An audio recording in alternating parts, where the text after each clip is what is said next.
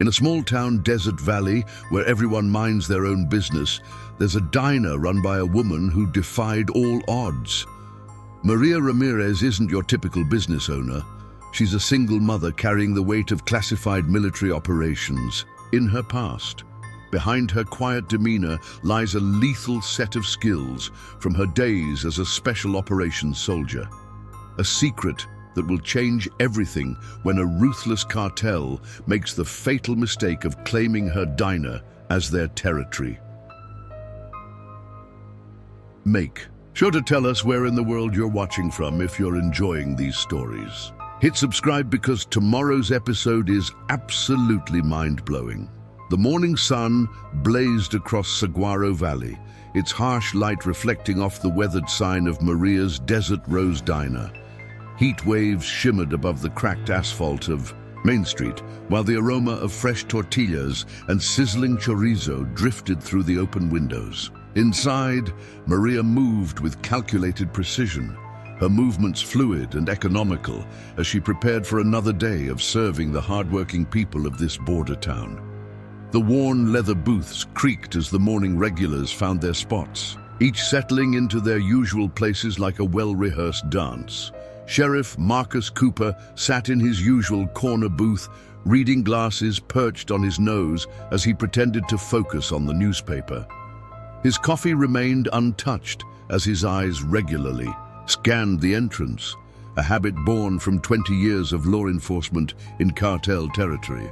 "Your usual, Sheriff?" Maria's voice was soft but clear, carrying the hint of command that never quite left her. The sheriff nodded, his weathered face creasing into a smile that didn't reach his eyes. He'd been more tense lately ever since. Rumors started circulating about the Salazar cartel moving operations north into their quiet town. The bell above the door chimed as Sofia burst in, her backpack bouncing against her shoulders. At 10, she had her mother's dark eyes and quiet watchfulness, along with a determination that seemed far beyond her years. "Mama, Mama! I got selected for the science fair finals." Sofia's excitement filled the quiet diner, bringing genuine warmth to Maria's usually guarded expression. "Show me, mi amor," Maria said softly, her stern features softening as she looked at her daughter's project proposal. Old Jack Wilson looked up from his breakfast, adjusting his veteran's cap. Smart as a whip, just like her mother. "You sure she didn't inherit any of that tactical planning from your days in?" Maria's sharp glance cut him off. The diner fell silent, save for the sizzle of bacon on the grill. Her military service wasn't something she discussed, especially not the classified operations that still haunted her dreams. Sofia knew her mother had served, but the details remained locked away, like the gun safe hidden beneath the counter. Outside, the rumble of expensive SUVs broke the morning peace. Not the usual ranch trucks or local vehicles. These were different. Black Escalades with tinted windows, chrome gleaming in the desert sun. The Salazar cartel had been pushing north from their traditional territories, testing boundaries, looking for weakness. Through the window, their vehicles formed a menacing line. Javier Salazar stepped out first, his designer suit impossibly crisp. In the desert heat, his right-hand man, El Coyote, and their enforcer, Lobo, flanked him as they approached the diner. Inside, conversations died. Sheriff Cooper's hand moved instinctively toward his holster, but Maria kept working, seemingly unfazed by the approaching threat. "Sofia, homework time!" She gestured to her daughter's usual spot at the counter, her voice steady. The bell chimed. Again, this time carrying the weight of impending confrontation. Salazar entered first, his presence filling the doorway with practiced intimidation. The smell of expensive cologne mixed with the diner's homey aromas as his men spread out, claiming space like they owned it. Rosa, the young waitress, stepped back instinctively, but Maria was already moving forward, order pad ready. "Welcome to Desert Rose," she spoke with the same quiet dignity she showed every customer. "Coffee to start?" Salazar's eyes narrowed, taking in the modest diner with calculated assessment. A cruel smile played at his lips as he noted Sofia doing homework at the counter. "What a charming establishment," he drawled, his accent deliberately thick. "Very American dream," El Coyote snickered, but Lobo's expression shifted slightly, something uncomfortable flickering across his face as he watched Maria's measured movements. Sheriff Cooper set his paper down with deliberate care, the soft rustle somehow louder than it should have been. Old Jack's hand disappeared beneath his table, where Maria knew he kept his own peace, a habit from Vietnam that had never faded. "Our special today is huevos rancheros," Maria continued, professional and composed, "made fresh this morning." Salazar leaned back, his Italian leather shoes creaking against the linoleum. "Oh, I bet everything here is special," he said, voice carrying, a threat beneath its false warmth, especially with such a capable woman running things. The laughter that followed was ugly, designed to intimidate, but Maria stood her ground, dignity intact. Sofia looked up from her homework, her young face showing the same quiet strength she'd learned from her mother. She'd seen the looks before, heard the whispers about single mothers, about women who dared to build something of their own. "Actually," Salazar said, standing suddenly, "I think we'll take our business elsewhere." He paused, malice dripping from every word.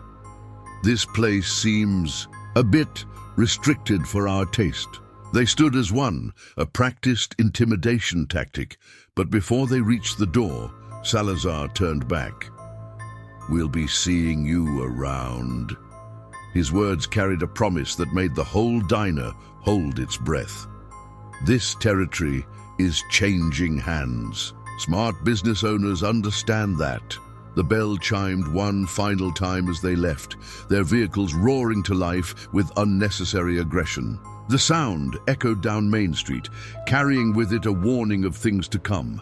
Maria simply picked up their untouched menus, her movements as steady as ever, but Sheriff Cooper saw what others missed, the slight tension in her shoulders, the way her eyes tracked sightlines and exits, habits that hadn't faded since her days in special operations.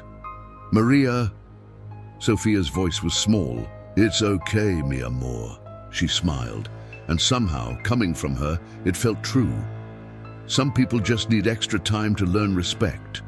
Sheriff Cooper watched through the window as the Salazar convoy disappeared around the corner. He knew their type. Men who mistook cruelty for strength, who saw kindness as weakness. They'd be back, and when they came, they'd learn what real strength looked like. Old Jack finally released his grip on his concealed weapon, sharing a knowing look with the sheriff. Cooper nodded slightly, already composing a mental report. The state police would need to know the Salazar cartel had finally reached Saguaro Valley. For now, the diner settled back into its rhythm. Maria moved between tables, refilling coffee cups, her smile genuine despite what had just happened. To anyone watching, it might have seemed like just another morning at the Desert Rose Diner. Only Sheriff Cooper, sitting silently in his corner booth, knew different. He'd seen her file, the heavily redacted documents that hinted at operations so classified they'd never see the light of day. If the Salazar cartel thought they'd found an easy target in Maria Ramirez, they were about to learn just how wrong they were. The afternoon sun cast long shadows across Saguaro Valley's Main Street as Maria wiped down the counter for the third time that hour. Her movements were methodical, precise, each sweep of the cloth helping to focus her mind after the morning's encounter. The lunch rush had ended, leaving behind coffee rings and scattered crumbs, but the tension from the Salazar cartel's visit still lingered like gunsmoke after a firefight. The first threat came at dusk, when the desert heat finally began to relent. Maria was teaching Sofia how to properly fold napkins, the same way she'd once been taught to fold parachutes, with careful precision where every crease mattered. The bell chimed, and El Coyote sauntered in with two lower-ranking cartel members, their expensive watches catching the fading sunlight. "Señora Ramirez," El Coyote's voice dripped with false courtesy. "We've come to discuss business opportunities." His companions spread out, one moving toward the kitchen, the other lingering near the entrance. Maria recognized the tactical positioning. She'd used it herself, in another life, in places that didn't appear on any map. "Sofia," Maria said quietly, "go help Rosa with the dishes." Her daughter hesitated, showing that same stubborn streak that had once made Maria's commanding officer both proud and exasperated. "Now, mi amor." This time, Sofia moved, recognizing the tone that brooked no argument. Sheriff Cooper wasn't in his usual booth. Wednesday evenings he attended town council meetings. Old Jack had left an hour ago, and the evening crowd wouldn't start filtering in for another 30 minutes. Maria stood behind her counter, hands relaxed at her sides, weight balanced exactly as she'd been trained. "Your diner," El Coyote began, sliding onto a stool directly across from her. "It's in a prime location, perfect for certain distribution opportunities." He smiled, gold tooth glinting. "Senor Salazar is prepared to be very generous." Maria continued wiping glasses, each movement precise and controlled. "This is a family business," she replied evenly. "We serve food, nothing more." The cartel soldier by the kitchen, barely more than a teenager trying to look tough, knocked over a stack of menus. The clatter made Rosa jump in the kitchen, but Maria didn't flinch. She'd heard much louder noises in much more dangerous places. "Times are changing, Senora." El Coyote leaned forward. "Smart business owners adapt. They understand the need for protection." His English was perfect, the accent now completely gone. It would be a shame if anything happened to such a lovely establishment, or to its lovely owner and her daughter. Maria set down the glass she was drying, her movements deliberate. For a moment, muscle memory nearly took over. She could see 3 ways to incapacitate El Coyote before his men could react, all involving the heavy glass in her hand. But Sofia was in the kitchen, Rosa was innocent, and she'd left that life behind. "You have 30 seconds to leave my diner," she said quietly. El Coyote's smile widened. "Or what, Senora? You'll call the police. Sheriff Cooper is a brave man, but he's only one man, and accidents happen to brave men all the time." 20 seconds. The young cartel soldier by the kitchen laughed, but something in Maria's voice made the one by the door shift uncomfortably. He was older, more experienced. He recognized the tone of someone who'd given orders that had to be obeyed. "Perhaps you need time to think about our generous offer." El Coyote stood smoothly. "We'll return tomorrow. Do try to make the intelligent choice, Senora, for your daughter's sake." They left, but their threat lingered like smoke in still air. Maria waited until their vehicle pulled away before moving to the kitchen. Sofia stood by the industrial sink, her young face set with determination. "Mama, I'm not afraid of them." "I know, mi amor." Maria touched her daughter's cheek gently. "That's what worries me." Rosa emerged from the pantry, shaking slightly. "Senora Ramirez, maybe we should call the sheriff." "No." Maria's voice was firm. "Not yet." She knew how cartels operated. They'd have people watching the police station, monitoring communications. Any official response would only escalate things faster than she was prepared to handle. The evening rush came and went, locals lingering, longer than usual, as if their presence could somehow ward off the darkness gathering at the edges of their town. Old Jack returned, supposedly for pie, but Maria noticed how he positioned himself with a clear view of both entrances. As she wiped down tables that night, Maria's mind worked with the same tactical precision that had once made her so valuable. To her unit, the cartel would be watching, assessing her response, looking for signs of weakness. They'd start small, vandalism probably, or threats to her suppliers. Then they'd escalate, targeting her employees, her customers, trying to isolate her. Sofia sat at the counter, supposedly doing homework, but Maria caught her watching the street. "Mama," she said finally, "in your old pictures, the ones in uniform, you weren't just a regular soldier, were you?" Maria paused in her cleaning. She'd tried to keep that part of her life hidden, protected Sofia from the weight of those secrets. But her daughter was too smart, too observant, just like Maria had been at her age, before life had taught her that some talents came with a price. "No, mi amor," she said finally. "I wasn't." The bell chimed, and Sheriff Cooper entered, still, in his formal uniform from the council meeting. His face was grim. "Got reports of cartel vehicles watching the school today?" he said without preamble. "And Judge Martinez's car was vandalized. They're moving faster than we expected." Maria nodded, unsurprised. "They're testing boundaries, looking for weak points." The tactical assessment came automatically, years of training surfacing like muscle memory. Cooper's eyebrows rose slightly. Sometimes he forgot that the quiet diner owner had once been something else entirely. "State police are stretched thin," he admitted. "They can't spare anyone for at least a week. And the FBI?" He trailed off. They both knew how slowly federal assistance could move. "A week is too long," Maria said quietly. "They'll escalate before then." As if to prove her point, the sound of breaking glass shattered the evening quiet. A brick lay among the glittering shards of her front window, wrapped in a note written in elegant Spanish. "Tomorrow, don't make us come inside again." Sofia started to move toward the broken glass, but Maria's command voice stopped her. "Stay back." She approached the brick carefully, checking for wires or other threats, old habits that suddenly felt very relevant again. Sheriff Cooper drew his weapon, moving to check the street, but Maria already knew they'd be gone. This was just the opening. Move, a statement of intent. "I can post a deputy," he offered, but they both knew it wouldn't be enough. Maria picked up the brick, feeling its weight. In another life, she'd dealt with people like the Salazar Cartel. She'd been very good at it, good enough that certain files were still classified, certain missions still redacted.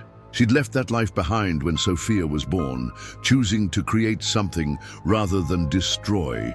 But as she stood in her diner, glass crunching under her boots, Maria felt old instincts awakening. She'd built this place from nothing, given her daughter a home, created a community. She would not let it be taken by men who mistook cruelty for strength. "Cooper," she said quietly, "I need you to do something for me." She wrote a number on her order pad, tore off the sheet. "Call this tomorrow morning. Tell them Sierra 37 Alpha requires archive access." The sheriff looked at the number, recognition flickering in his eyes. Those weren't normal area code digits. "Maria," he said carefully, "are you sure? Once certain doors open, they're threatening my daughter," she replied simply. "I'm done hiding." That night, after Sofia was asleep, Maria opened the gun safe hidden beneath the counter. Inside lay more than just the registered shotgun most border town businesses kept. Her old tactical gear was still there, maintained with the same precision she'd once applied to everything in her life. Her fingers traced the classified unit patch, remembering faces and places she'd tried to forget. She'd chosen peace, chosen to build rather than destroy, but she'd never forgotten how to do either. The Salazar Cartel thought they'd found an easy target, a single mother running a small-town diner. They were about to learn just how wrong they were. Through her newly broken window, Maria watched the desert stars wheel overhead. Tomorrow would bring violence. She knew that with the same certainty that had once helped her predict enemy movements. But this time, she wasn't fighting for some classified objective or redacted mission. She was fighting for her daughter, her diner, her chosen home. The night wind carried dust and secrets across Saguaro Valley. In the distance, coyotes called to each other, their cries echoing off the canyon walls. Maria cleaned her weapons with practiced efficiency, each movement automatic after thousands of repetitions. By morning, the Salazar Cartel would learn what her old unit's motto had promised: death walks quietly in the desert. The morning sun cast harsh shadows through the boarded-up window of the Desert Rose Diner. Maria worked with practiced precision, brewing coffee and preparing for the day ahead as if nothing had changed. But subtle differences marked the space. The new angle of the counter that gave better sight lines, the strategic placement of certain utensils within easy reach. Sheriff Cooper arrived earlier than usual, his face tight with concern. "Made that call," he said quietly, sliding onto his usual stool. "Got an interesting response. Seems like certain people remember you very well, Maria." Before she could respond, the rumble of motorcycles filled the air. Not cartel bikes, these were American-made machines. 3 riders pulled up, their leather cuts marking them as Desert Dogs, a local club that controlled legitimate trucking routes through the valley. Their leader, Mike "Sandman" Rodriguez, entered first. He'd fought in Afghanistan, and something in his eyes said he recognized what others missed when they looked at Maria. "Heard you had some trouble," he said without preamble. "Cartel's been pushing into our routes too." Maria poured his coffee without comment, her movements efficient. Sandman took a slow sip, then spoke again. "Thing is, we've worked these roads for 20 years. Built something legitimate. Now these pendejos think they can just walk in and take what they want." "I don't need complications," Maria said quietly, but her mind was already calculating angles, assessing potential assets and liabilities. The Desert Dogs were known for running clean. No drugs, no weapons, just legal cargo, and protection for honest truckers. Sofia emerged from the back, stopping short at the sight of the bikers. But Sandman just smiled, reaching into his cut. He pulled out a folded piece of paper, a news article from 15 years ago. The photo showed a younger Maria in desert camo, receiving a medal that officially didn't exist for an operation that never happened. "My brother served," Sandman said simply. "Task Force 7. He told stories about a female operator who saved his whole unit. Never knew her real name, but he called her La Fantasma, the ghost." Maria's expression didn't change, but her hands stilled for a fraction of a second. Sheriff Cooper watched the exchange with careful interest, noting how the other 2 bikers subtly shifted to cover the door and windows. Professional security positioning. "Like I said," Maria took the article, folding it carefully. "I don't need complications." "No complications," Sandman agreed. "Just neighbors helping neighbors." He laid a burner phone on the counter. "You need anything, we're around." The bikers left as quietly as they'd arrived, but their presence had changed something. The morning regulars began filtering in, each carrying their own subtle messages of support. Old Jack brought his granddaughter's softball team for breakfast. 8 teenage girls who somehow all needed to sit facing the entrance. Judge Martinez arrived with his court clerk, loudly discussing security camera installations. El Coyote's black Escalade cruised past twice during the morning rush, but didn't stop. Maria watched through the repaired window, noting faces, vehicles, patterns. Her mind slipped easily back into operational assessment mode, identifying cartel spotters and probable safe houses. Around noon, Rosa rushed in from her break, face flushed with fear. "They're at my brother's garage," she said, "threatening to burn it down if he keeps servicing your delivery trucks." Maria's voice was quiet, but carried absolute authority. "Call Sandman. Tell him Manuel's garage needs new customers." She wrote a number on her order pad. "Then call this person. Say you need immediate delivery of items from list Sierra 7. Sofia watched from her homework spot, absorbing everything with the same tactical awareness that had once made her mother legendary, in circles that didn't officially exist. "Those men yesterday," she said carefully, "they're not just criminals, are they?" "No, mi amor. Maria began cleaning her grill with mechanical precision. They're worse. They think they own people's fear. She paused, choosing her words carefully.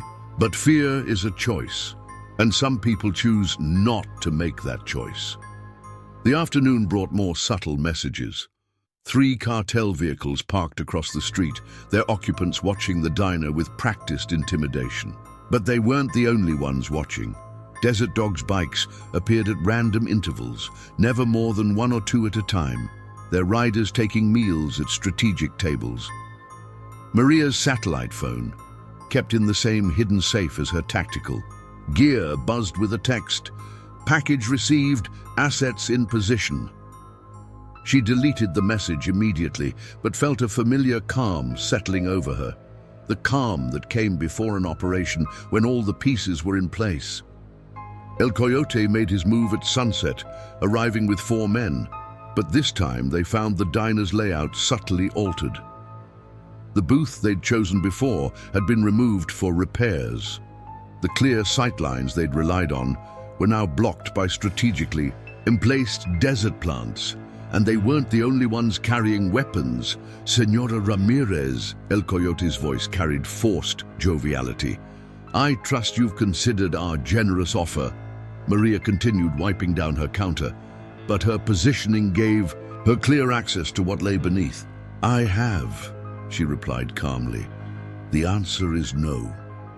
The cartel soldiers spread out, trying to establish dominance through positioning. But they found themselves subtly shepherded by the diner's new layout, guided into positions that Maria had chosen. Old Jack's granddaughter's softball team was back, their athletic bags stacked suspiciously heavy near the emergency exit. "Perhaps," El Coyote's voice hardened, "you don't understand the consequences of refusal." He gestured, and one of his men moved toward Sofia's usual spot at the counter. But the girl wasn't there. "I understand consequences very well," Maria said, her voice carrying the kind of authority that only comes from giving orders in life or death situations. "That's why you're going to leave my diner, leave my town, and never come back." El Coyote laughed, but there was uncertainty in it now. Something about Maria's stance had changed. Gone was the quiet diner owner.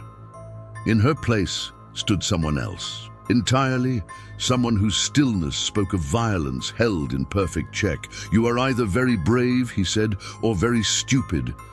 He reached inside his jacket, but froze at Maria's next words. "Third option," she said calmly. "I'm very good at what I used to do." Her eyes met his, and for the first time El Coyote saw what others had missed. This wasn't just a single mother running a diner. This was someone who had moved through shadows darker than anything the cartel had ever known. "You have 10 seconds to leave," Maria continued. "After that, things get complicated." Through the window, more Desert Dog's bikes appeared, their riders moving with military precision.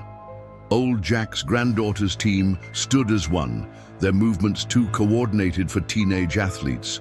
And from the kitchen came the distinctive sound of multiple weapons being readied. El Coyote's men sensed the shift, their hands moving toward concealed weapons. But their leader suddenly looked very tired. "Senor Salazar will not accept refusal," he said, but he was already backing toward the door.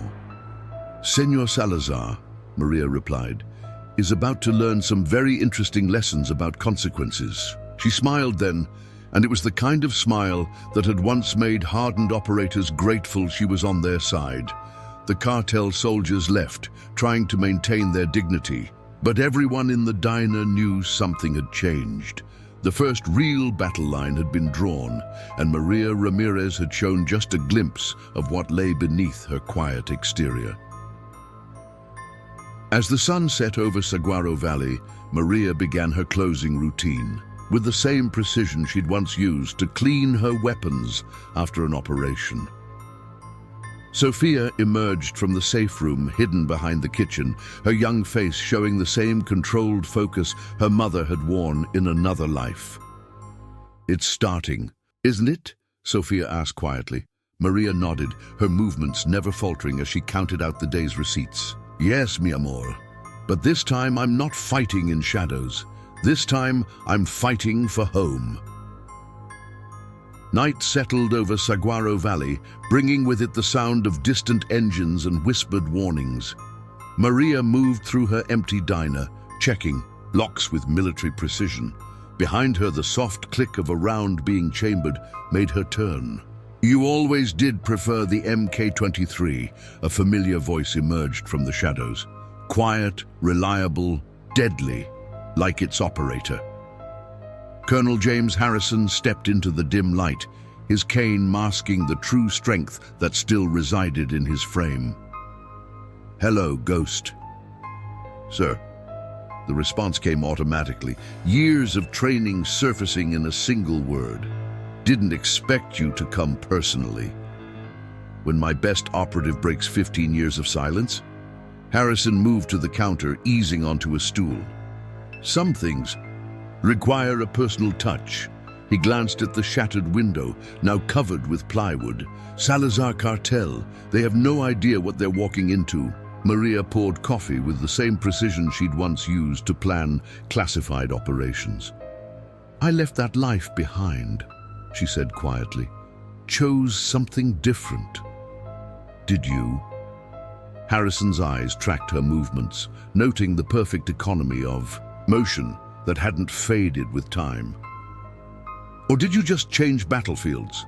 He pulled a file from his briefcase, the cover marked with more redaction bars than text.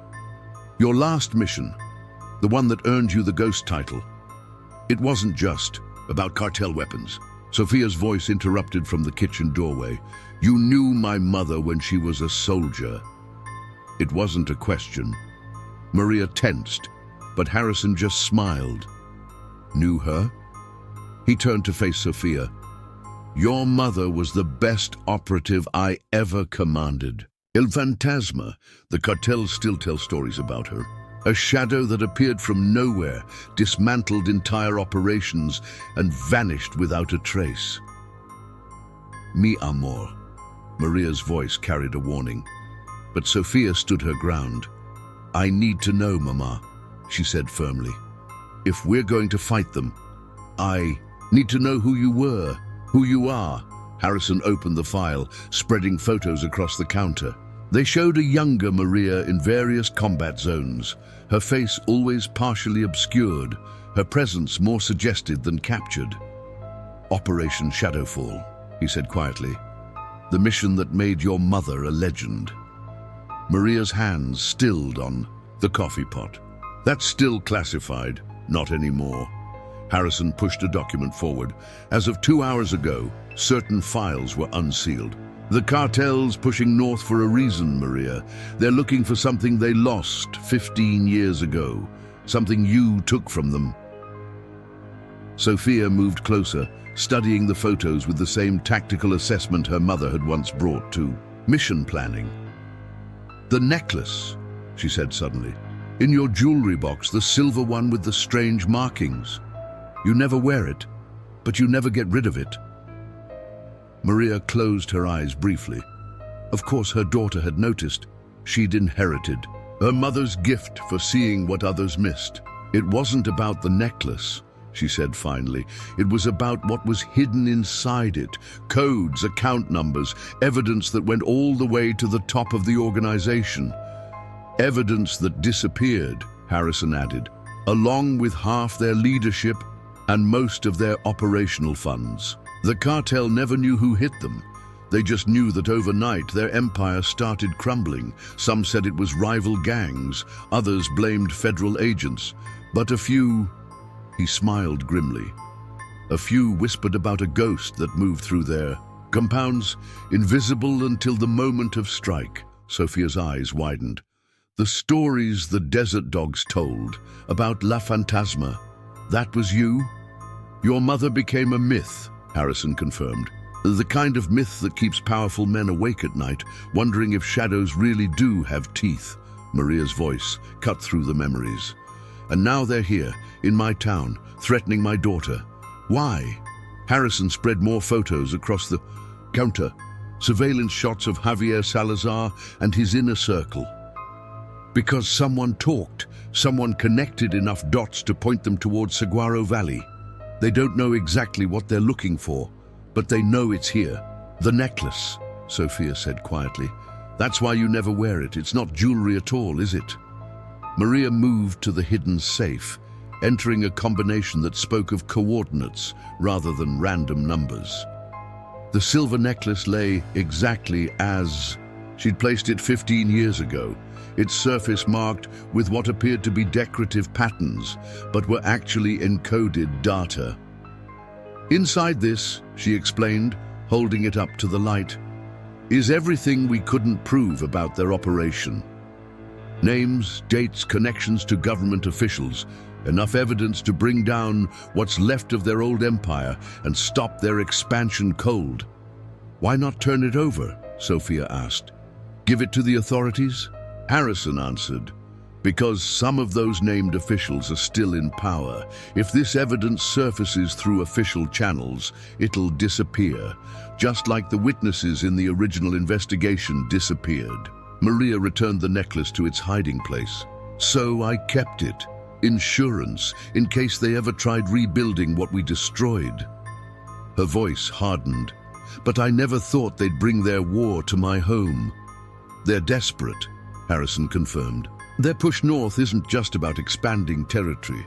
They're running from something, new cartels rising in their old territories, governments finally cracking down. They need what's in that necklace to rebuild their connections, re-establish their old power. Sofia's tactical mind, so like her mother's, worked through the implications.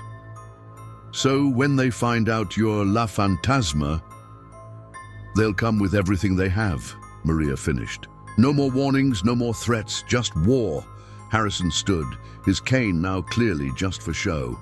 That's why I'm here. Your old unit's been reactivated, technically as advisors to the Federal Task Force. Unofficially, he smiled. Ghosts still. Walk in the shadows when needed. Maria's response was interrupted by the sound of approaching vehicles. Through the plywood-covered window, multiple sets of headlights cut through the darkness. Time's up, Harrison said calmly. What's it going to be, Ghost? Run and hide or stand and fight? Maria moved to the counter, her movements liquid smooth. As she drew the MK-23 from its hidden holster, the weight felt familiar in her hands, like greeting an old friend. Sofia, she said quietly, go to the safe room. You remember the protocol? Her daughter nodded, already moving with the practiced efficiency they'd drilled countless times. But she paused at the kitchen door. Mama? Make them regret threatening our home. The vehicles outside killed their engines, and multiple doors opened in precise sequence, professional operators, moving with tactical coordination. Maria smiled, but it wasn't the smile her regular customers knew. This was the smile that had made her legend in places where legends got redacted. Sir, she said to Harrison, chambering around with perfect economy of motion, I believe it's time to remind the cartel why they used to fear shadows. Harrison's own smile was predatory as he shed his civilian disguise, revealing the warrior that still lived beneath. Welcome back, Ghost. Let's go hunting. Through the desert night, a coyote called, a sound too precise to be natural. The desert dogs were in position. Old Jack's softball team had redeployed with military precision, and in her diner, Maria Ramirez prepared to show the Salazar cartel exactly why some myths were better left undisturbed. The war for Saguaro Valley was about to begin, not with grand declarations or massive forces, but the way Maria had always worked best, in shadows, with precision, and with the kind of deadly efficiency that had once made her name a whispered warning in cartel territory. La Fantasma was back, and this time she wasn't just fighting for a mission, she was fighting for home. El Coyote's men breached the diners, front entrance with professional precision, their weapons scanning for targets in practiced arcs. But the interior had changed completely. Booths rearranged, sightlines altered, familiar spaces transformed into a tactical maze. The desert night pressed against the windows, turning the glass into mirrors that masked movement in the shadows beyond. "She's gone," one soldier reported in Spanish, checking behind the counter. "Back room's clear too." But El Coyote knew better. 15 years of cartel operations had taught him to recognize when something felt wrong. This didn't feel wrong. It felt like a trap. "La Fantasma," he whispered, the name carrying echoes of old fears. It was her all along. His hand tightened on his weapon as memories surfaced of compounds found empty, leaders vanished, operations dismantled by an enemy they never saw. A coffee cup clinked softly in the darkness. "Took you long enough to figure it out." Maria's voice came from everywhere and nowhere, a ghost's whisper in the shadows. 15 years, and you still haven't learned to look up." The cartel soldiers raised their weapons toward the ceiling, but Maria was already moving. She dropped from her concealed position with lethal grace, her first strike taking down 2 men before they could react. The MK-23's suppressor coughed once, disabling another soldier's weapon with surgical precision. El Coyote spun to face her, but Harrison emerged from the kitchen like a vengeful spirit, his cane disguising a blade that flickered in the dim light. "Good evening, gentlemen," he said pleasantly. "Welcome to the Ghost's hunting grounds." Outside, more cartel vehicles appeared, but they found themselves boxed in by seemingly random broken-down trucks, the Desert Dog's contribution to the evening's entertainment. From concealed positions, Old Jack's softball team deployed with military precision, their real identities as Special Operations veterans becoming clear as they established interlocking fields of fire. "You have no idea what you're interfering with," El Coyote snarled, trying to track Maria's movement through the shadows. "This is bigger than your little diner, bigger than this town." "I know exactly what this is about." Maria's voice drifted from a new position. The necklace, the evidence, the desperate grab for old power. She materialized briefly, a shadow among shadows. "You should have stayed south." One of the younger cartel soldiers panicked, firing a burst that shattered what remained of the front window. The sound echoed across the desert, but no answering fire came. Instead, there was only the whisper of movement, the soft impact of bodies hitting the floor, the quiet efficiency that had earned Maria her ghostly reputation. "Enough games!" El Coyote shouted. "We have the town surrounded. Your daughter can't hide forever." But his voice carried an edge of fear now. This wasn't how cartel operations were supposed to go. They were supposed to be the ones inspiring fear. Maria's laugh was soft and deadly. "My daughter is safer than you'll ever be." She emerged from the shadows near the kitchen, her stance relaxed but radiating lethal capability. "And you don't have the town surrounded. The town has you surrounded."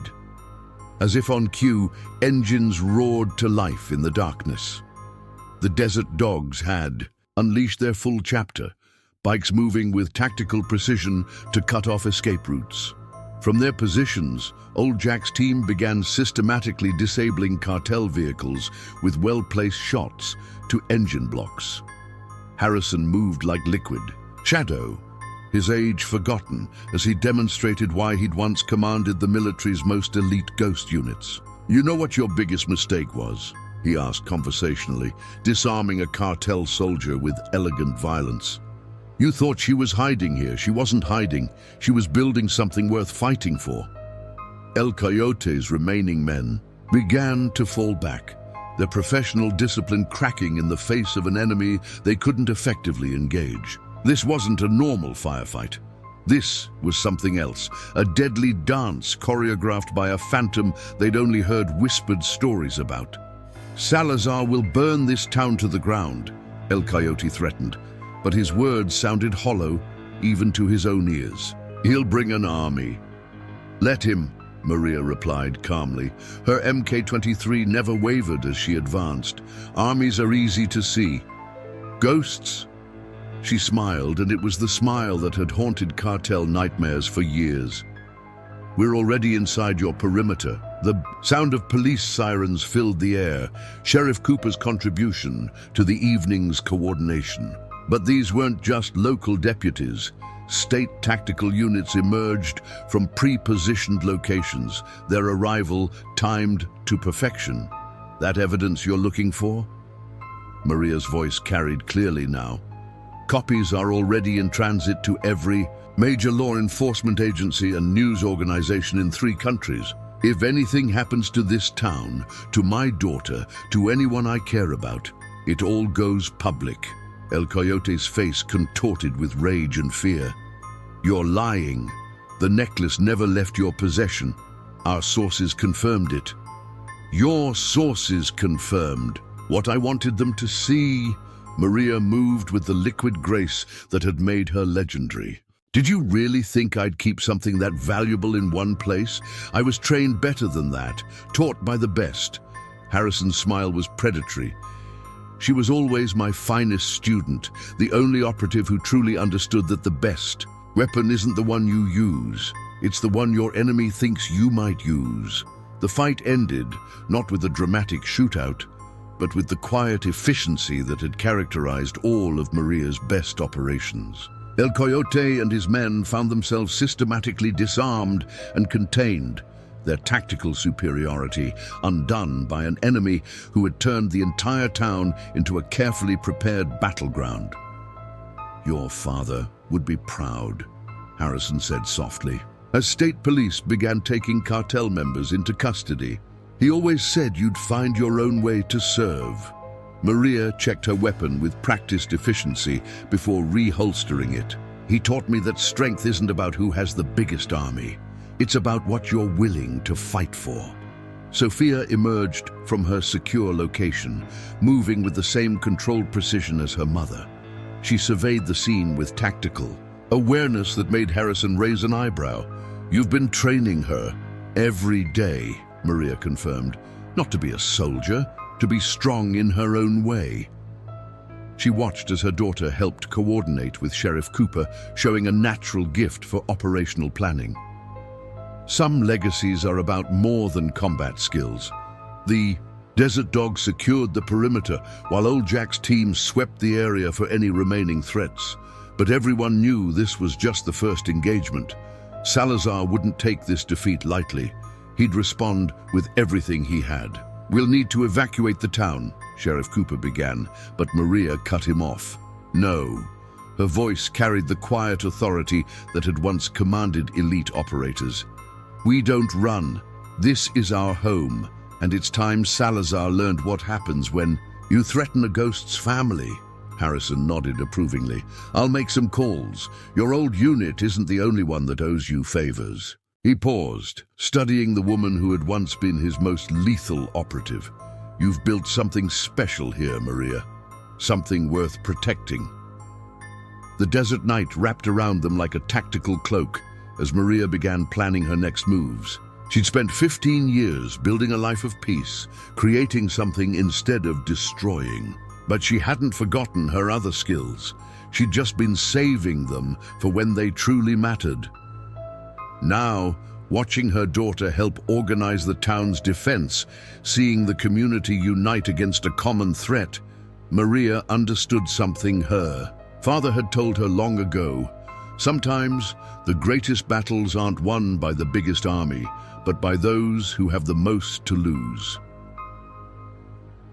The war for Saguaro Valley was just beginning, but Maria Ramirez, La Fantasma, was ready. She had a town to protect, a daughter to defend, and a legacy to uphold. The shadows were her old friends, and it was time to remind the cartel why they used to fear what lurked in the darkness. Dawn painted the desert in shades of blood red as Javier Salazar received the news of El Coyote's capture. He stood in his temporary command center, a luxury ranch house on the outskirts of Saguaro Valley, and felt his empire crumbling for the second time in 15 years. "La Fantasma," he whispered. the name carrying years of carefully buried fear.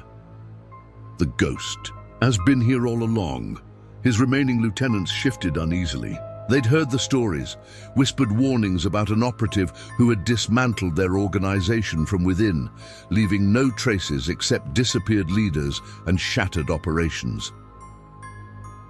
In the Desert Rose Diner, Maria moved with her usual precision, brewing coffee and preparing for the morning rush, as if the night's violence had never happened. But subtle changes marked the space. New security cameras disguised as desert decorations, reinforced walls hidden behind fresh paint, weapon caches concealed within easy reach. "Mama," Sofia called from the kitchen. "Colonel Harrison's team is in position." She handled the encrypted radio with practiced ease, coordinating between the various forces that had transformed their small town into a fortress. The desert dogs maintained regular patrols, their bikes modified for silent running in the pre-dawn light. Maria checked her phone, a message from one of Harrison's contacts in Mexican intelligence. "Salazar moving major assets north. Full mobilization. They know who you are now. Let them come," she murmured in Spanish, her voice carrying the quiet certainty that had once made cartel lords wake screaming from nightmares about shadows. Sheriff Cooper entered, his uniform pristine despite the early hour. State police intercepted 2 cartel convoys on the highway, he reported, accepting his usual coffee. "But more are coming. Salazar's calling in favors from other organizations." Maria nodded, unsurprised. "He has to. After what happened last night, anything less than overwhelming force would make him look weak." She poured coffee for old Jack's softball team as they rotated off perimeter watch. The special operations veterans moved with casual precision, their practiced eyes constantly scanning for threats. Sandman arrived with his own update. "Got word from our chapters in 3 states. They're with us. Any cartel vehicles moving north will find the roads mysteriously blocked." He paused, choosing his words carefully. "But there's something else. Some of Salazar's own people are reaching out. Seems not everyone's happy with his obsession over this personal vendetta." Maria's hands stilled momentarily on the coffee pot. "Lobo," she said quietly. "He's making his move." Harrison emerged from the back office, where he'd transformed the storage room into a tactical operations center. "Our intelligence confirms it. Salazar's enforcer is gathering support among the younger generation. They think this push north is reckless, likely to draw too much federal attention." Sofia, who had inherited her mother's gift for strategic thinking, saw the implications immediately. "We can use that. Drive a wedge between the old guard and the new." "Already happening. Mi amor." Maria allowed herself a small smile. "Why do you think I let El Coyote's men see exactly who they were dealing with last night? Stories spread. Fear spreads faster." The morning progressed with deceptive normalcy. Regular customers mixed with undercover operators, everyone playing their roles in an elaborate tactical dance. But Maria saw the subtle signs of coming violence, the way certain vehicles circled the block too regularly, the increase in unfamiliar faces at local businesses, the tension building like a desert. Storm. Around noon, Lobo himself walked into the diner. He came alone, his massive frame carrying none of his usual menace. Maria's hand moved automatically to her concealed MK-23, but something in his posture made her pause. "Señora Ramirez," he said formally. "Or should I say, La Fantasma?" He raised, his hands slowly showing they were empty. "I come to talk, nothing more." Harrison's team had weapons trained on him from 3 different angles, but Maria simply poured coffee into a clean cup. "Talk, then." 15 years ago, Lobo began, his voice carrying unexpected weight. "You destroyed something terrible. Something that had consumed my father, my uncles, turned them into monsters." He stared into his coffee as if reading futures in its depths. Some of us were grateful. Maria's expression didn't change, but her tactical mind processed this new information with lightning speed.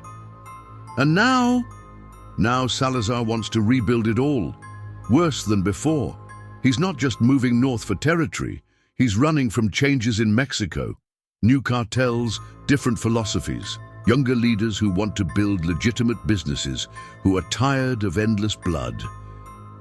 Sofia, watching from her usual spot, noticed how Lobo's hands shook slightly when he mentioned Salazar's name. Fear? No. Anger. He's gathering everything. He has, Lobo continued, but not everyone will follow.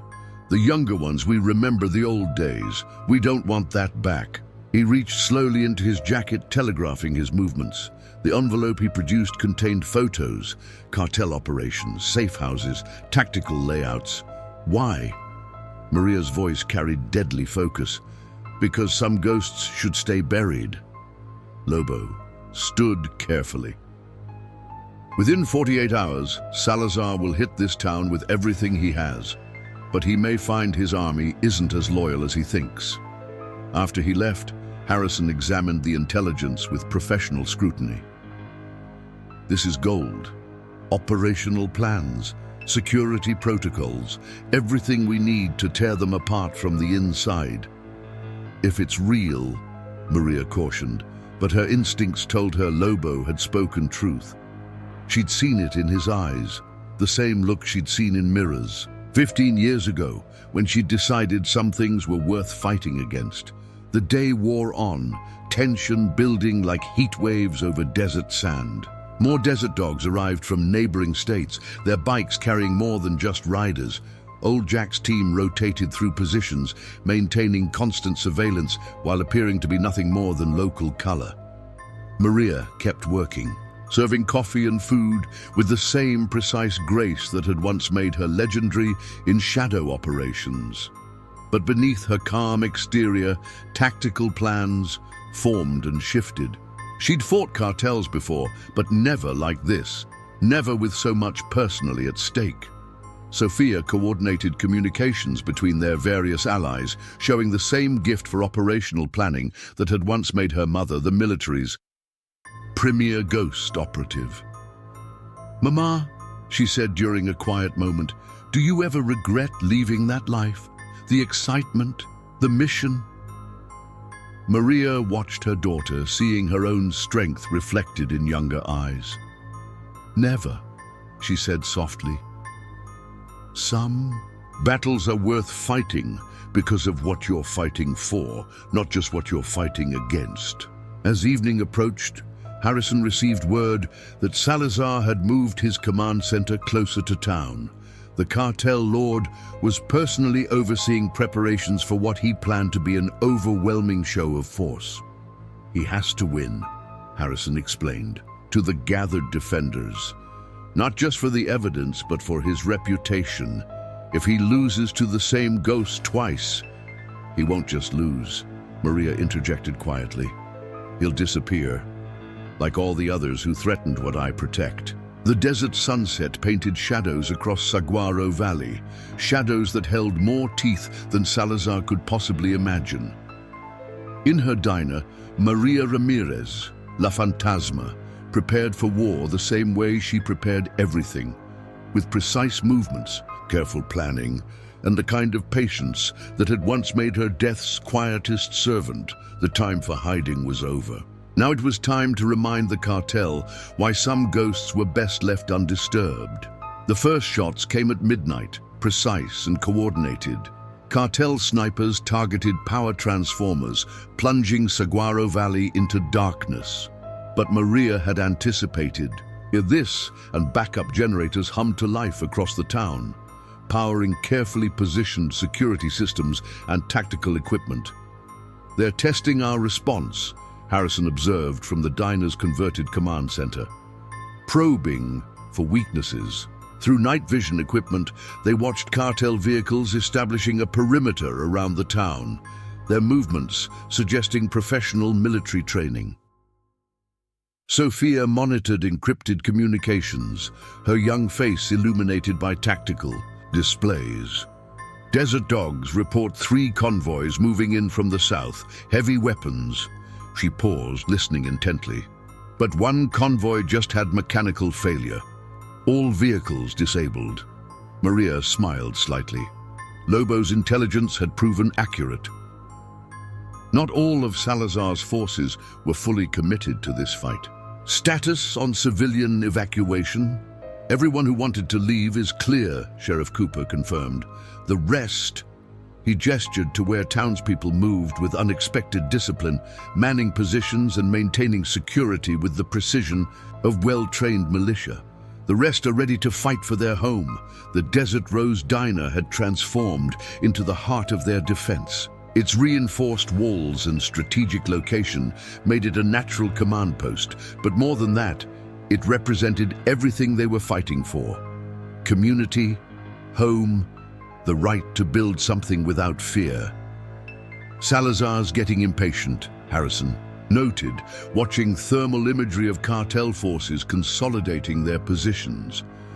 He expected us to break under the first show of force.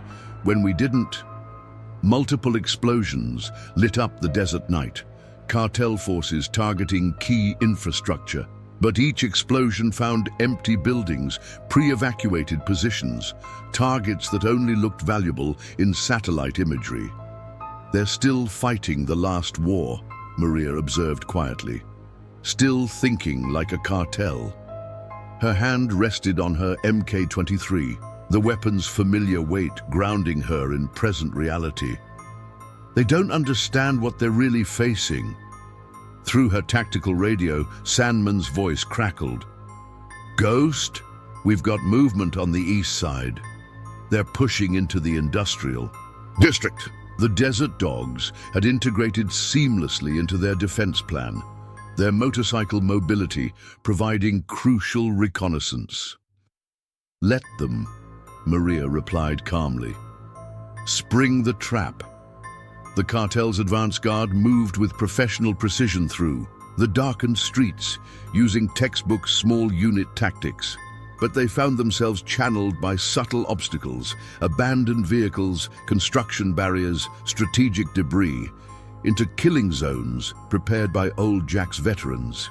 Contact! A calm voice reported over the tactical net. The night erupted in controlled violence, precise shots taking down cartel soldiers with surgical efficiency. No wild firing, no wasted ammunition, just the deadly economy of motion that marked special operations veterans. Salazar's voice carried over intercepted communications, his frustration evident even through encryption. Where is she? Find the ghost! Find her now! He's losing control, Sofia observed, monitoring the cartel's communications. Their formations are breaking down. She'd inherited her mother's gift for reading tactical situations, for seeing the patterns in chaos. Maria moved through the diner's shadowed interior, checking positions and coordinating with their defenders. Each movement was precise, calculated, the product of years of training and combat experience. But this wasn't like her old ghost operations. This was personal, immediate, a fight for everything she'd built. The desert night filled with the sounds of professional combat, short, controlled bursts, the thump of tactical grenades, the whisper of suppressed weapons. But beneath it all ran an undercurrent of confusion in the cartel's ranks. They'd expected to face a small town's resistance. Instead, they found themselves fighting shadows. Lobo's moving, Harrison reported suddenly, studying thermal imagery, taking his faction east, away from the main force.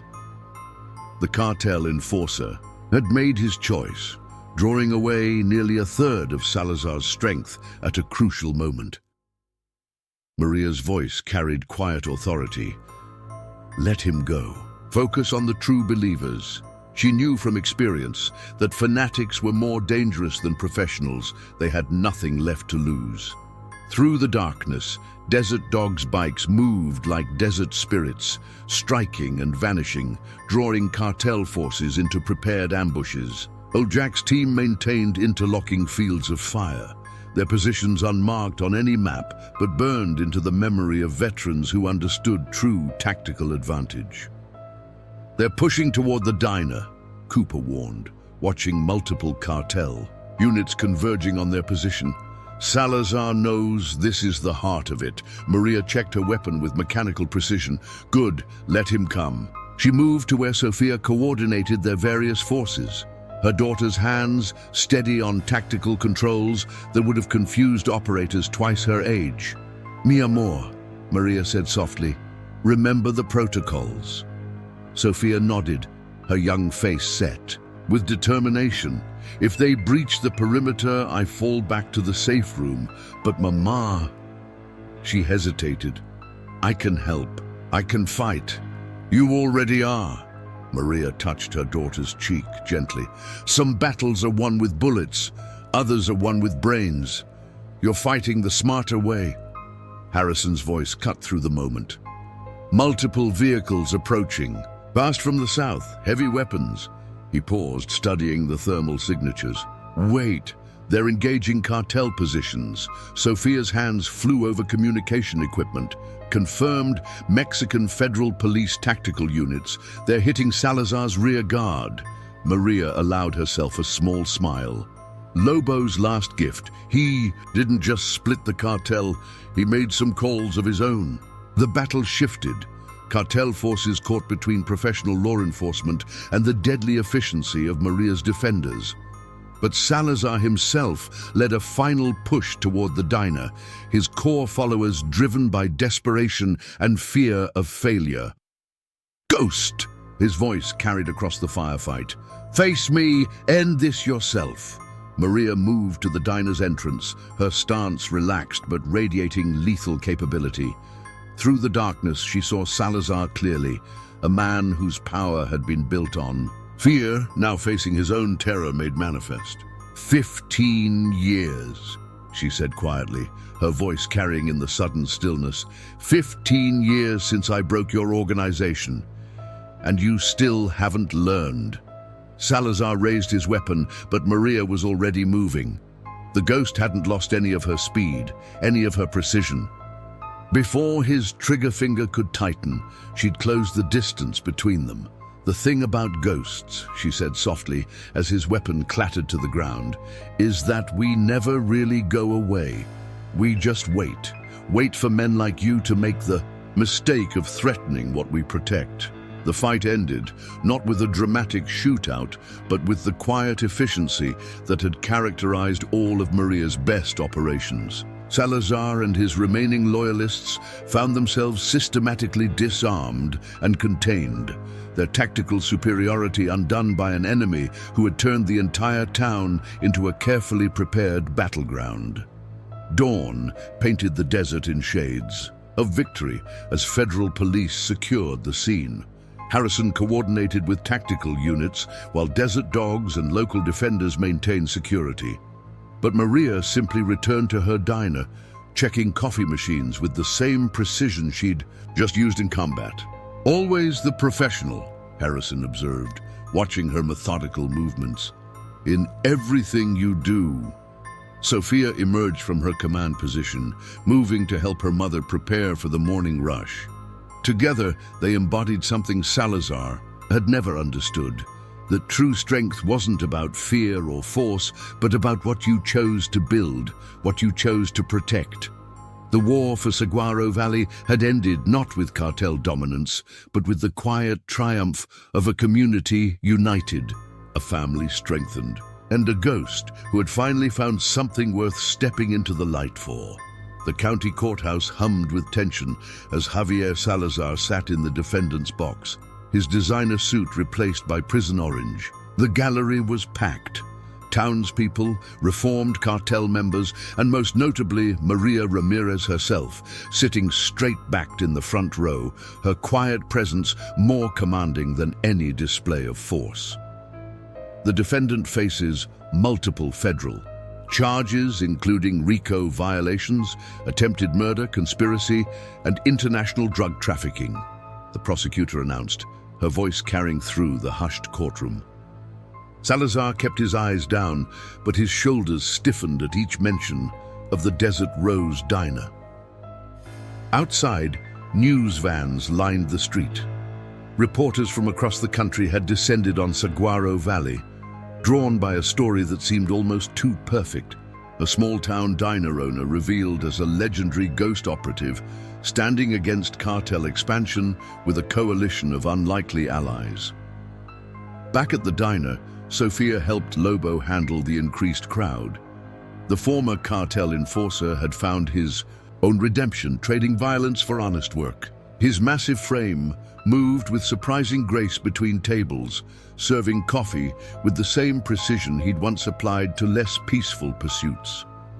"Table 6 needs refills," Sofia said carefully, demonstrating her mother's gift for quiet command. They worked in perfect sync, two people whom society had underestimated, now helping run one of the most famous diners in the Southwest. Harrison stood near the door, his presence both security and symbol. His tactical cane now bore a new decoration, a small ghost pendant, marking him as part of what locals had started calling the Ghost's family. "Getting busy," he commented as another tour bus pulled up outside. Maria nodded from her usual position, behind the counter. Fame had brought unexpected challenges. Some visitors came to gawk rather than support. Others tried to exploit the story for their own gain, but she handled each situation with her characteristic grace. "Colonel," a familiar voice called out. Sandman entered, his desert dogs cut now bearing additional patches, marking cooperation with federal law enforcement. "Got word from our chapters in Texas. Cartel remnants are staying well south of the border."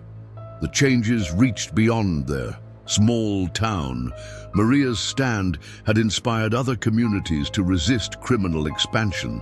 The Desert Dogs had transformed from a simple motorcycle club into a legitimate security force, their members now working closely with law enforcement across multiple states. "Mom," Sofia called out as Maria returned from court. "They're here from Phoenix." A group of federal agents waited nervously, seeking advice on community-based resistance to organized crime. How had one small town managed what task forces and operations had failed to achieve? "How did you do it?" the lead agent asked Maria. "How did you build such an effective defense?" Maria poured coffee before answering, each movement precise and controlled. "Not about fighting harder," she said quietly. "About giving people something worth fighting for." Through the diner's window, they could see the changes in Saguaro Valley. The Desert Dogs had established a legitimate security training center, teaching communities how to protect themselves without becoming militant. Lobo's reformed cartel members had integrated into local businesses, their skills turned to positive purposes. "They want to franchise," Harrison mentioned casually, sliding a thick proposal across the counter. "Corporate types think they can bottle what you've built here, turn it into a chain." Maria continued her methodical work as she listened. The offer was substantial, enough money to ensure Sofia's future, to expand their influence, to build something bigger. But as she looked around her diner, she saw what corporations couldn't understand. "This isn't about profit," she said finally. "It's about family, community, things you can't franchise." Sofia watched the exchange from the kitchen, understanding more than her age might suggest.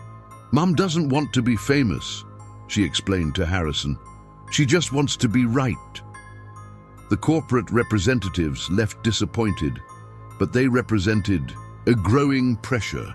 Success brought attention, and attention brought those who wanted to capitalize on it. Back in the courthouse, Salazar's testimony had turned to desperation. "You don't understand," he pleaded to the judge. "She's not just a woman running a diner. She's La Fantasma, a ghost who destroyed everything we built. We had to strike first, had to stop her before she could..." "Before she could what?" the prosecutor asked quietly. "Serve more coffee, build more community, show people they don't have to live in fear." Later that evening, as the dinner rush wound down, Harrison shared news that brought their journey full circle. State departments officially declassifying your old files, he said. The whole ghost program. They think your story needs to be told. Show people that sometimes the biggest victories come from building things up, not tearing them down. Maria paused in her cleaning. 15 years of secrets, of careful silence, of letting people see only what she chose to show. Why now? Because you've proved something we never understood in the old days? Harrison smiled. Sometimes the best way to fight darkness isn't with more shadows, it's with light, community, connection, coffee served with dignity instead of fear. Sofia emerged from the back office, where she'd been updating their security protocols. Her mother's tactical training melded with her own generation's technological intuition. Does this mean I can finally tell my friends what you really did? Why we have better security than the bank? Maria touched her daughter's cheek gently. You can tell them what matters, that some things are worth protecting, that strength isn't always about who can fight hardest, but about who can build something worth fighting for. The diner had changed, yet remained the same. New faces mixed with old former enemies, now regular customers. Lobo had started a support group for people leaving gang life, while the Desert Dogs provided security training to neighboring communities. Through the window, they could see the courthouse where Salazar's trial continued. But his power was gone, replaced by something stronger, a community united, a family forged in adversity, and a legacy of quiet strength that would outlast any threat. As night fell over Saguaro Valley, Maria stood in her diner's doorway, watching the desert stars emerge. Sofia worked beside her, demonstrating the same precise grace in her movements. Together, they represented something that Salazar and his cartel had never understood. That true power wasn't in causing fear, but in creating safety. Not in destroying, but in building. Not in shadows, but in stepping into the light. The legend of La Fantasma had transformed from a cartel nightmare into a community's inspiration. The ghost who had once haunted the shadows now stood proudly, in the sun, serving coffee and dignity in equal measure, proving that sometimes the greatest victories come not from defeating enemies, but from transforming them into family. And in the Desert Rose Diner, where every cup of coffee carried the weight of that transformation, Maria Ramirez continued her most important mission, not fighting against darkness, but building something worth protecting in the light. The Pentagon's briefing room fell silent as classified files were finally unsealed. Operation Ghostwalker, the mission that had created La Fantasma and changed the face of cartel operations forever. Senior military officials leaned forward as footage played, showing a younger Maria Ramirez moving through shadow and smoke, dismantling criminal empires with surgical precision. She was the best we ever trained, Harrison testified, his voice carrying 2 decades of pride. But what she's accomplished in Saguaro Valley, that's beyond anything we could have taught her. Back at the Desert Rose Diner, life had found a new rhythm. The morning sun painted the desert in shades of gold as Maria worked with her usual precision, but now she wore her past openly. The hidden gun safes remained, the tactical awareness never faded, but they were no longer secrets to be kept, just tools in service of something greater. 3 more federal agencies requesting consultations, Sofia announced, managing their increasingly complex schedule.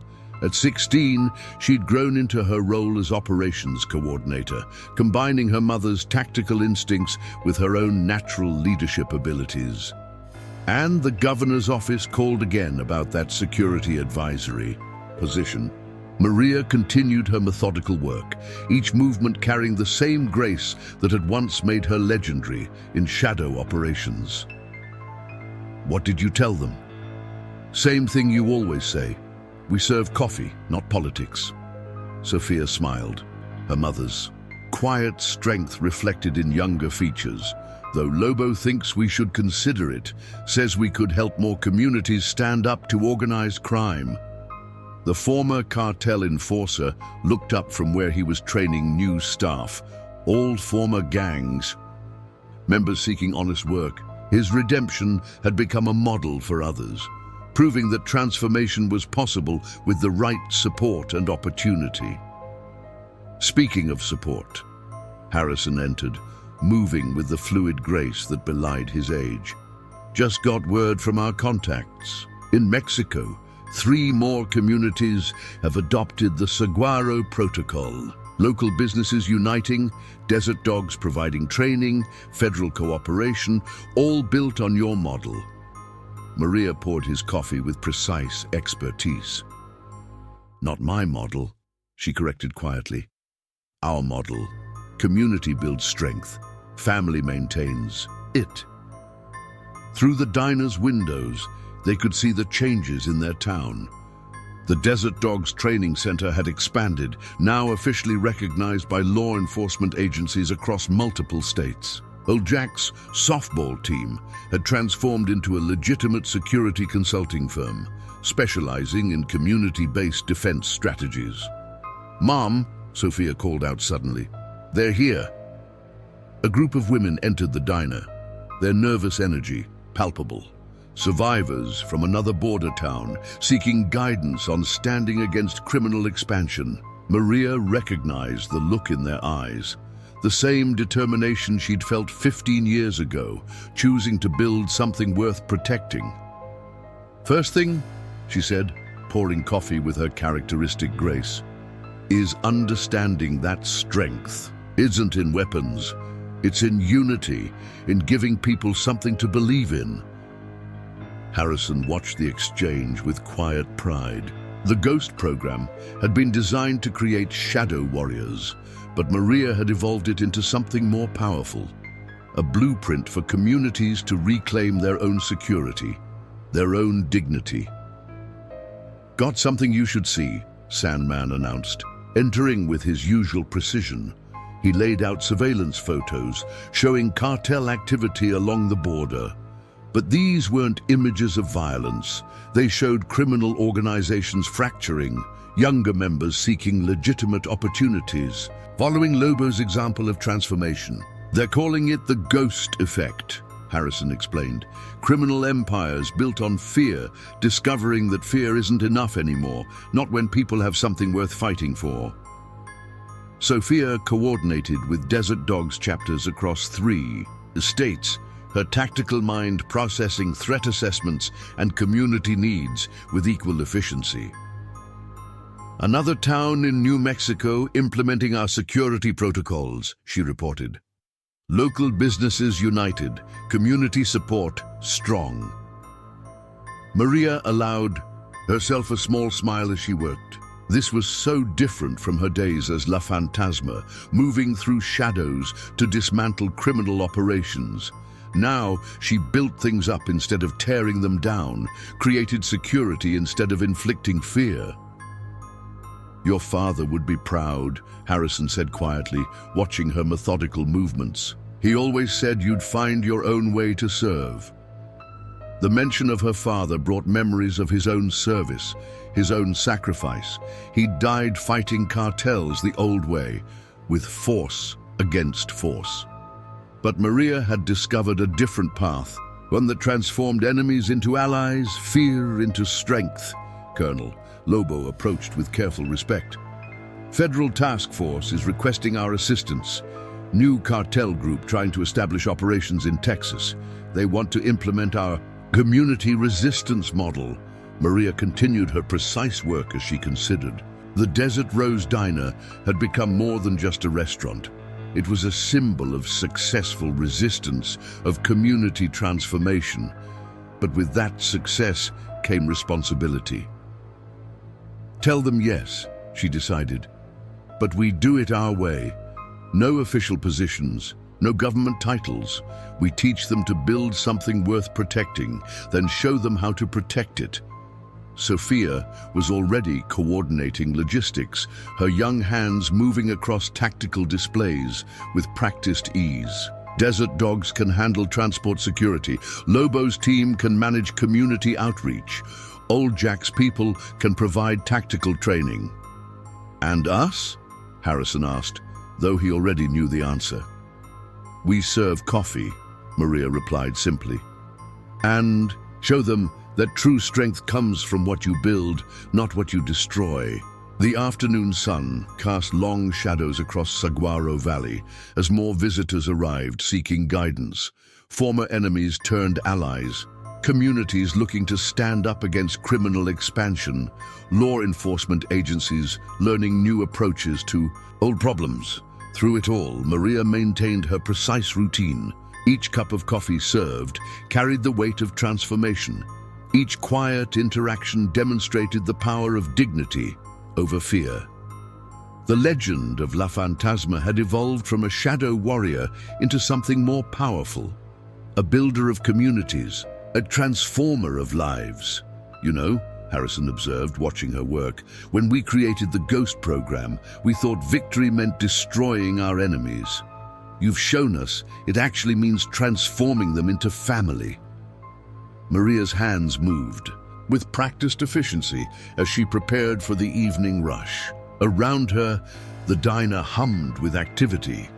Sofia coordinating community defense networks, Lobo training former gang members in legitimate business, desert dogs planning security operations that protected rather than intimidated. The sun set over Saguaro Valley, painting the desert in colors of transformation. In her diner, Maria Ramirez, once La Fantasma, now something far more powerful, continued her most important mission, serving coffee with dignity, building community with precision, and proving that sometimes the greatest strength isn't in the shadows we cast, but in the light we create together. 5 years had passed since the Salazar cartel's defeat, but the Desert Rose Diner's coffee still poured with military precision. Maria moved through her morning routine with the same tactical grace that had once made her legendary in shadow operations, each gesture calculated, every movement purposeful.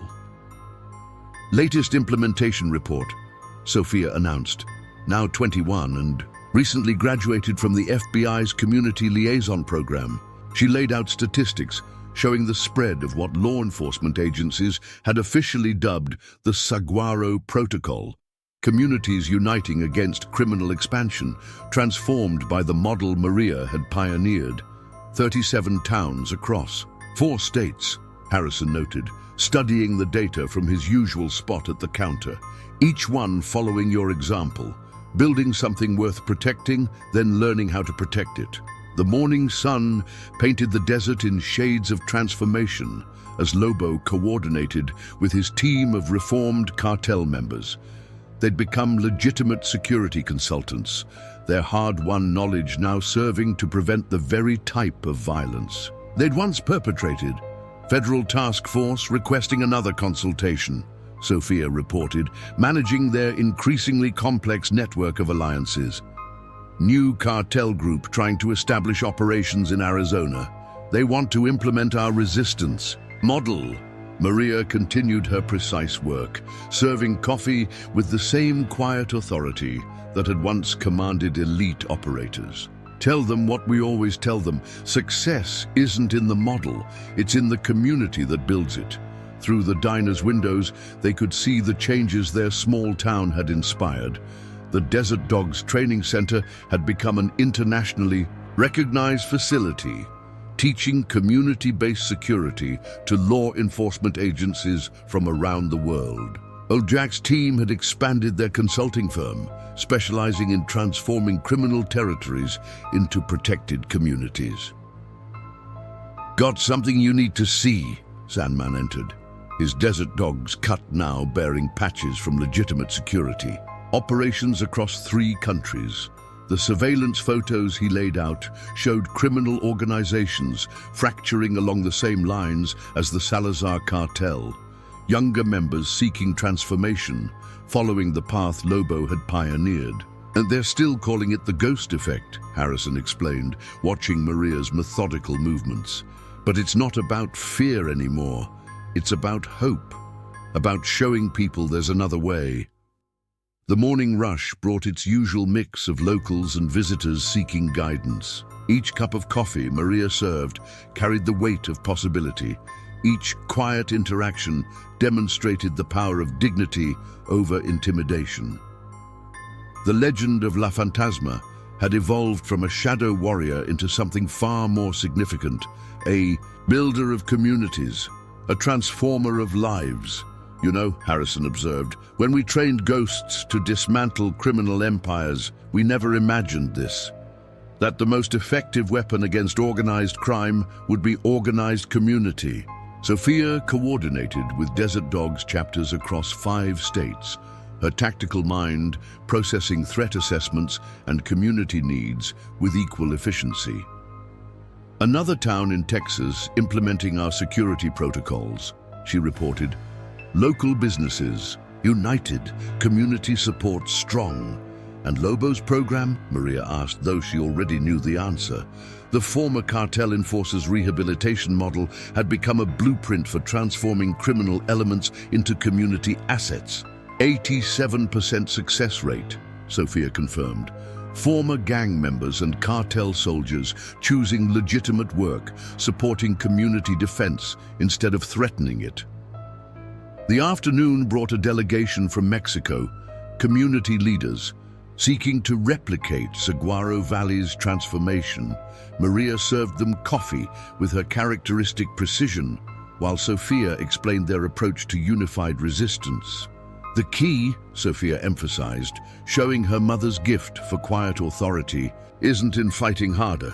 It's in building stronger, creating something criminals can't break because too many people are invested in protecting it. Harrison watched the exchange with pride, remembering the young operator he'd once commanded. "You've built something remarkable here," he told Maria during a quiet moment. "Something that changes everything it touches." "We built it together," Maria corrected, her movements never faltering as she worked. "Community builds strength. Family maintains it." Through the diner's windows, they could see the next generation of transformation taking shape. Young people, training in legitimate security operations, former gang members learning business skills, communities discovering their own power to resist criminal expansion. "Got word from our contacts in South America," Sandman reported. 3 more cartels fracturing along generational lines. Younger members want legitimacy, tired of living in shadows. Maria allowed herself a small smile as she worked. This was so different from her days as La Fantasma, when victory meant destruction and success was measured in enemies eliminated. Now she built things up instead of tearing them down, created security instead of inflicting fear. "Your father would be proud," Harrison said quietly, watching her methodical movements. "He always said true strength isn't in destroying enemies, but in transforming them into allies." The mention of her father brought memories of his own service, his own sacrifice. He died fighting cartels the old way, with force against force. But Maria had discovered a different path, one that turned shadow warriors into community builders, fear into strength. "Mom!" Sofia called out. "They're here!" A group of young people entered, former cartel soldiers seeking redemption through Lobo's program. Maria recognized the look in their eyes, the same determination she'd felt when choosing to build something worth protecting. "First thing to understand," she said, pouring coffee with her characteristic grace, "is that strength isn't in weapons or fear. It's in unity, in giving people something to believe in." The sun set over Saguaro Valley, painting the desert in colors of transformation. In her diner, Maria Ramirez, once La Fantasma, now something far more powerful, continued her most important mission, serving coffee with dignity, building community with precision, and proving that sometimes the greatest victory isn't in defeating enemies, but in showing them a better way to live. The legend of La Fantasma had become something new, not a shadow to be feared, but a light to be followed. And in the Desert Rose Diner, where every cup of coffee carried the weight of that transformation, Maria kept working, kept building, kept showing that true strength isn't in the shadows we cast, but in the communities we create together. The ghost effect continued to spread, not through violence or fear, but through coffee cups and kindness, through dignity and determination, through the quiet strength of people choosing to stand together against darkness. And at its heart, Maria Ramirez kept serving, kept teaching, kept proving that sometimes the most powerful weapon against evil isn't destruction, but transformation. As night fell over the desert, Maria and Sofia closed up together, their movements synchronized by years of shared purpose. The diner had become more than just a restaurant.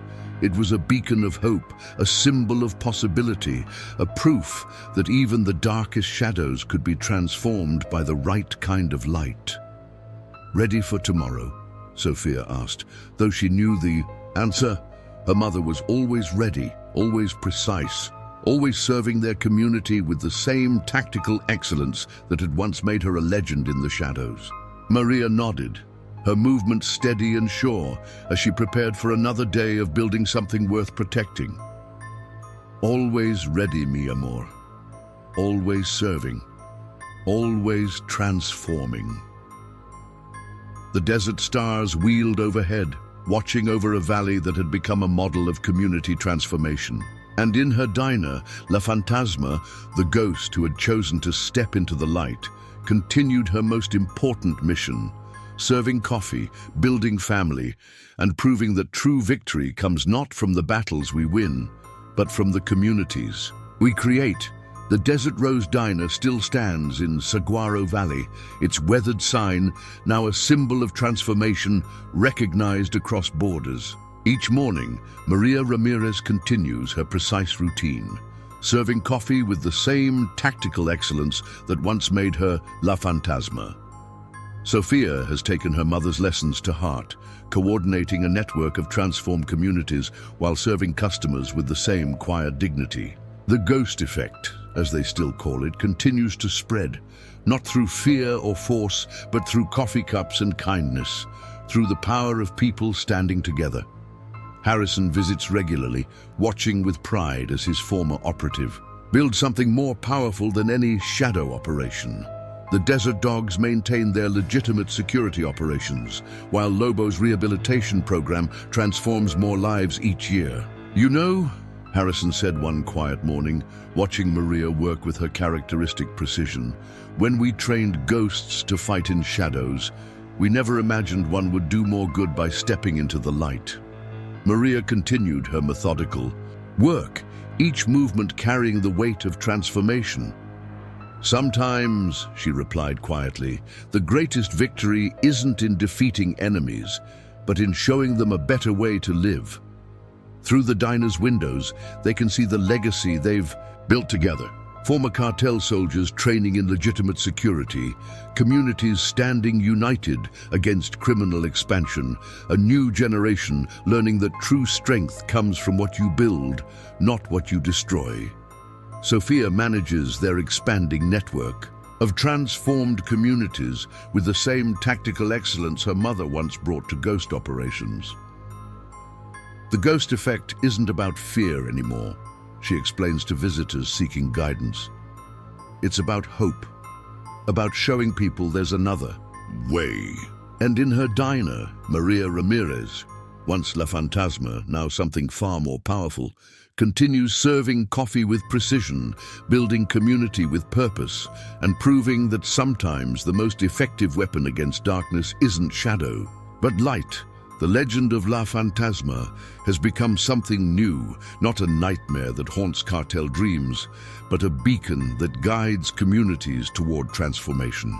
And at its heart, a former ghost keeps working, keeps serving, keeps showing that true victory comes not from the battles we win, but from the families we build together.